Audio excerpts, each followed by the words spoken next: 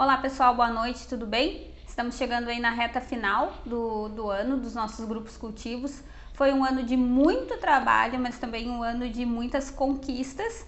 E eu queria propor um estudo em que nós pensássemos em como terminar esse ano bem e começar o próximo ano de uma maneira ainda melhor. Então, alguns conselhos para a nossa vida. Pensando então nessa reta final, né, desse ano tão diferente do ponto de vista histórico, mundial, esse ano que vai ficar marcado.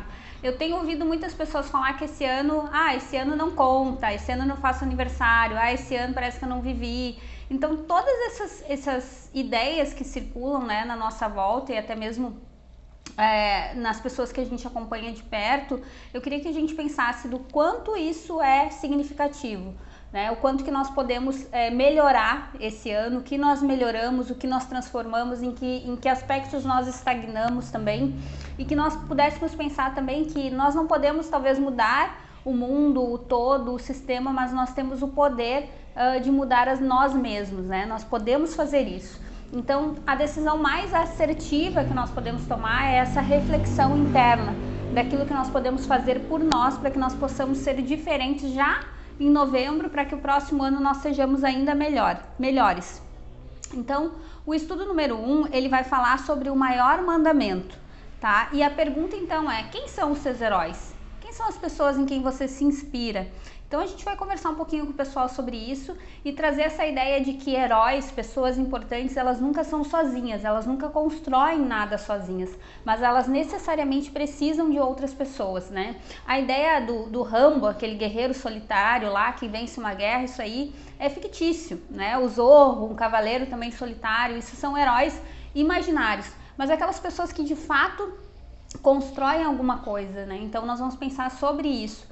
E na nossa maior inspiração, que é Jesus, a maior e melhor pessoa que já existiu, esse sim tem algo para nos ensinar, e ele tem para nos ensinar sobre amar a Deus e sobre amar ao outro. Então essa é a questão do maior mandamento. Então, seguindo os passos de Jesus, de que maneira nós também podemos nos tornar heróis, pessoas diferentes, pessoas inspiradoras. Aí eu trago ali alguns pontos, né, sobre isso. Conhecendo a nossa identidade, daí o texto lá de Lucas, quando Jesus está no templo, ele sabe perfeitamente com 12 anos de idade quem ele é, qual é a missão dele. Então esse foco, né, esse autoconhecimento faz Jesus cumprir o chamado dele, né, cumprir aquilo que é a missão de vida dele de maneira tão eficaz, tão efetiva. Então a ideia é que nós conversemos com o pessoal, entendamos se eles sabem de fato quem eles são, qual é o propósito de vida deles, qual é a missão de vida deles. Tá? E o segundo ponto é ajudar as pessoas, tá? Aquilo que é precioso para nós, aquilo que em nós é valioso, que nós possamos ajudar as pessoas com isso. Então esse relacionamento, ele também nos ajuda a nos melhorarmos como pessoas, né? Nós nunca vamos conseguir, de maneira nenhuma, pagar aquilo que Jesus fez por nós. Mas nós podemos, com essa atitude de cuidado com as pessoas, de afeto com as pessoas, de interesse pelas pessoas, deixar Jesus feliz. Porque à medida que nós nos parecemos com Ele, à medida que nós caminhamos para os relacionamentos, nós deixamos sim Jesus com sensação de missão cumprida, né? Ainda mais. Então, trabalhar relacionamentos, isso transforma o nosso ego, nos melhora como pessoa, nos molda para sermos melhores. Terceiro ponto para que nós possamos então nos tornar herói: não julgar de acordo com o que parece. Texto de 1 Samuel ali, para a gente pensar com o pessoal. Reconhecer a limitação do nosso olhar, não julgar pela aparência, né? Isso nos faz, quando a gente se entrega para os relacionamentos de fato, a gente consegue transpor essa barreira do preconceito, do juízo de valor e tudo isso. Então, sermos abertos nos oportuniza a levar a mensagem de Jesus às pessoas, a ser Jesus para aquelas pessoas que não o conhecem, a ser a Bíblia que aquelas pessoas não acessam e não leem. Então essa é uma baita de uma oportunidade. A gente pode instigar o pessoal e perguntar para eles como que é isso para vocês lá nos meios em que vocês estão, lá na faculdade, no trabalho. Você consegue transpor essa barreira do diferente, aceitar as pessoas, ser Jesus para essas pessoas? Então nós temos então a oportunidade de sermos heróis, né? De transformarmos vidas e a maior necessidade que as pessoas têm é de salvação. E nós temos essa mensagem, né? Então é nossa responsabilidade levar isso adiante. Estudo 2, prioridades, ainda pensando no maior mandamento, sua agenda, né? Quais são as prioridades da sua vida? Se você pudesse elencar 3 prioridades, quais seriam? Então, no mundo dos clichês aí, cristãos, a gente sabe, Deus, família, igreja, né? Num contexto mais secular, família, trabalho, lazer. Mas quando a gente sabe que a gente vai para a ponta do papel ali, para reflexão mesmo, a gente sabe que a gente gasta muito, em geral, né? As pessoas gastam muito mais tempo com coisas que não são essas que a gente fala de forma para ficar bonito. A gente sabe que tem a questão de que pessoas passam muito mais tempo no trabalho, pessoas que dão mais valor para o tempo de lazer, né? Quanto tempo aí você gasta vendo uma série ou não fazendo nada? Então, a gente sabe que as prioridades, elas não ficam nessa posição que a gente diz que elas estão. Então, pensando em Deus, no que é importante para Deus, de que maneira que nós organizamos a nossa agenda. E pensando que para Deus o mais importante é amá-lo e amar as pessoas, talvez seja um momento de nós revermos a nossa agenda, né, a nossa lista, para que a gente possa terminar um ano melhor. Então, o que é importante de fato para Deus, né? Relacionamento com Ele. Aí texto de Tiago na questão da amizade ali com Deus, de um relacionar profundo com Deus, de uma interação com Deus como pessoa, tá? E aí a gente pode trabalhar algumas coisas. Segundo, oração. O quanto que a oração é importante para construir esse relacionamento verdadeiro, esse relacionamento profundo. E quando eu falo em relacionamento com Deus, oração, palavra, parece algo, mas isso a gente já sabe. Mas você também deve perceber que nas pessoas que você acompanha, que você discipula, pastoreia, as pessoas têm muita dificuldade. Talvez é a coisa que eu mais escuto, nossa, eu não consigo ter esse momento com Deus, eu não consigo me relacionar com Deus, eu não sinto nada, eu não consigo sistematizar isso, ou eu não sei como fazer. Então são coisas que a gente precisa falar, sim, sempre falar, e ensinar as pessoas, ajudar as pessoas a caminhar com elas sobre isso. Então o segundo ponto é a oração, né? A maneira como a gente constrói esse relacionamento.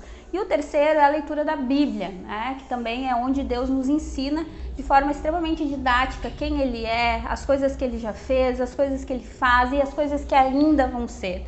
Então, para a gente trabalhar essa questão da leitura bíblica, também incentivar as pessoas a lerem, trabalhar com essas pessoas no dia a dia, a leitura da Bíblia, conversar com elas sobre isso, porque isso é extremamente importante, né? Para a nossa vida cristã e para o nosso desenvolvimento espiritual. Sem esses passos, nós não estamos crescendo, nós não estamos melhorando e nada vai mudar na nossa vida nesse sentido de transformação, de crescimento espiritual, né? De parecer mais com Jesus. E a gente vai trabalhar essas 3 questões e vai, então, incentivar as pessoas para que elas dediquem tempo para Deus, para que, de fato, Deus ele faça parte e seja prioridade na agenda delas. Então, nós vamos ensinar isso. O terceiro estudo vai falar sobre propósito de vida. Então é algo que as pessoas estão sempre falando, estão sempre buscando, e a pergunta é, você sabe qual é o seu propósito? Você sabe por qual motivo você existe? Então são tantas perguntas nesse sentido que a gente ouve, né? E tantas pessoas sem saber por que existem e sem um sentido real para suas vidas.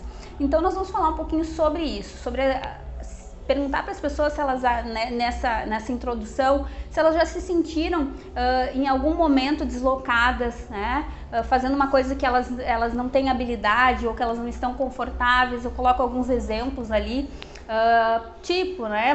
Você gosta de um estilo musical, você toca um tipo de música e você está numa banda completamente diferente, numa posição num jogo que você não tem prática ou habilidade, fazendo um prato culinário que você não sabe fazer e você está ali desconfortável. Então, quando nós estamos fazendo coisas para as quais nós não temos habilidade, o nosso potencial ele não é explorado de forma máxima, de forma total. Então, nós nos sentimos frustrados, porque parece que nós estamos num lugar errado na hora errada. E quando nós, de fato, assim, usamos aquilo que é o nosso potencial, a nossa habilidade, nós exploramos isso, nós, então, encontramos o progresso e, por fim, então, a multiplicação. Então, isso é valioso, encontrar o propósito pelo qual nós fomos criados. Então, nós vamos fazer essa caminhada com o pessoal sobre isso. Então, nessa trilha aí de conhecimento, de espaço, de quem nós somos, porque nós fomos criados, nós vamos pensar em 3 aspectos, né? 3, talvez, colocar como dificuldades que nós temos que transpor nessa caminhada de descoberta de propósito. Então, o primeiro é nós querermos, né, encontrar de fato o nosso propósito. O segundo é nos transformarmos nessa caminhada. E o terceiro é sermos, então, de fato, a pessoa que Jesus quer que nós sejamos. E Jesus, ele está completa e totalmente disposto a trilhar esse caminho conosco. Então, o primeiro passo, né, nessa trilha que nós temos que dar é o querer encontrar o propósito para as nossas vidas. Então, nós vamos trabalhar isso no texto de Jeremias e, em seguida, nós vamos falar com o pessoal sobre o propósito, que é um propósito universal para todo cristão, né? Se as pessoas não sabem ainda qual que é o seu propósito individual, nós vamos trabalhar então o universal, né? Que é aquele que está lá em Mateus 28, do versículo 18 até o 20. Vai falar sobre que nós devemos pregar, né? Nós devemos falar para as pessoas, contar para as pessoas aquilo que nós já sabemos. Então, esse é o propósito universal dos cristãos. Nós temos responsabilidade sobre aquilo que nós sabemos, então fale. Queira entender o seu propósito e a partir do que você já sabe, comece a fazer. O segundo é transformar. Nessa caminhada de transformação, eu trago alguns textos ali de Provérbios, onde o maior sábio que já existiu, Salomão, ele nos aconselha a pedir conselhos e diz o quanto que isso é importante. A Bíblia está recheada de passagens que nos falam sobre isso. Então, na nossa caminhada de melhoramento e transformação, nós precisamos de pessoas. Nós somos melhores, nós crescemos quando nós temos outras pessoas falando conosco, nos aconselhando, nos dando um feedback. Então, se eu tivesse aqui nessa sala vários espelhos, um em cada ângulo, mesmo assim eu não conseguiria ter uma visão completa de mim mesmo. Eu preciso de pessoas me dando ângulos diferentes, me dando posições diferentes, me ajudando a tomar decisões. Então, incentive as pessoas a pedir conselhos, seja um conselheiro, né? Ensine as pessoas a aconselhar também. E o terceiro passo é ser. Então, trago alguns textos do Novo Testamento, onde Jesus ele elogia, na verdade, pessoas, ele se surpreende com algumas pessoas, e a gente vai pensar o que essas pessoas que Jesus elogia, elas têm em comum. E o que elas têm em comum é uma atitude. Então, o que é essa atitude? Atitude é o que está por dentro de nós e transparece nas nossas ações. As nossas atitudes, elas são de fato quem nós somos internamente. Então, trabalhar o ser é extremamente importante. Aí, então, a gente pode pensar que a atitude vai além da habilidade. Eu posso ser extremamente habilidosa, extremamente talentosa. Se eu tiver uma atitude errada, uma atitude ruim, uma atitude indiferente, eu vou estar colocando fora, desperdiçando todas as minhas habilidades e os meus talentos. Então, pensando em algumas atitudes assim que a gente pode citar no grupo, uma atitude de humildade versus uma atitude arrogante, né? E outras atitudes que a gente pode pensar, uma atitude íntegra versus uma atitude de mau caratismo. Então, nós podemos falar sobre isso com o pessoal e falar o quanto que as nossas atitudes elas influenciam pessoas, elas inspiram pessoas e de quanto atitudes ruins também podem estragar, né? Podem deteriorar as relações e os exemplos. Então, aquela famosa lembrança de que uma laranja estragada estraga todo o resto do cesto, uma batata estragada estraga todo o restante. Então, as atitudes ruins, elas ecoam muito mais alto, então cuidado sobre isso. Então nós vamos refletir com o pessoal sobre essa questão, né, que nós devemos experimentar ser até nós encontrarmos o nosso lugar. E quando nós encontrarmos esse lugar, o lugar do propósito, o motivo de fato pelo qual nós fomos criados, esse lugar vai ser um lugar fantástico, vai ser um lugar incrível, vai ser um lugar pleno. Então faça planos, comece, pergunte e alcance. Então esse incentivo final aí. E nosso estudo 4 vai falar sobre planejamento, seu futuro. Você já fez planos e traçou metas que não cumpriu? Né? Então a gente pode falar, sim, idas à academia, leitura, plano de leitura, um inglês, aquela série de promessas, de listas que a gente faz, às vezes mental, outras vezes a gente escreve as listas, com certeza por falta de disciplina, né, de vontade, ou por preguiça, procrastinação, a gente deixa de fazer. Então, aqui nesse estudo eu gostaria de propor uma lista mais interna e pessoal, tá? Para mudanças então que não impactam só essa vida, mas que vão ecoar na nossa eternidade. Inicie então um plano de desenvolvimento pessoal, você mais Jesus. Coloque-se em um programa que tá? Então vamos iniciar esse programa com o pessoal de desenvolvimento pessoal, você mais Jesus. Primeiro, saia da comodidade. Então, quem se adapta e se conforma com o que não tá legal, isso é um erro, né? Aquela questão de, mas eu sou assim mesmo, mas as pessoas não tem jeito, mas enfim, né? A síndrome, aquela que a gente sempre fala da Gabriela, sou assim mesmo e tal.